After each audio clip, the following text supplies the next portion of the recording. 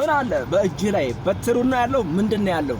ሙሴን እንደዚህ ያለ በእጅ ላይ ያለው ነገር ምንድነው? እግዚአብሔር አምላክ በነገራችን ላይ ሲባርከን በእጃችን ላይ ባለ ነገር ነው የሚባርከንና እንግዲህ በእጃችሁ ላይ ምን አለ? የአባቴ ብሩካን እናንተ የእግዚአብሔር ልጆች የእግዚአብሔር ቤተሰቦች በእጃችሁ ላይ ያለው ነገር ምንድነው?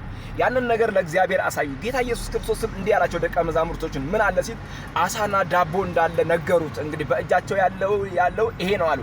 አንጡ አለና ባረካቸው። እግዚአብሔር አምላክ ሕፃናትና ሴቶች ሳይቆጠሩ 5000 ሕዝብ መገበ ይላል። ጌታ ለዘላለም ይባረክ። እንግዲህ በእጅ ላይ ያለውን ነገር የሚባርክ የእስራኤል ቅዱስ እግዚአብሔር ነውና እኛ ጋር ያለው እንግዲህ በእጃችሁ ላይ ያለው ነገር ምንድነው?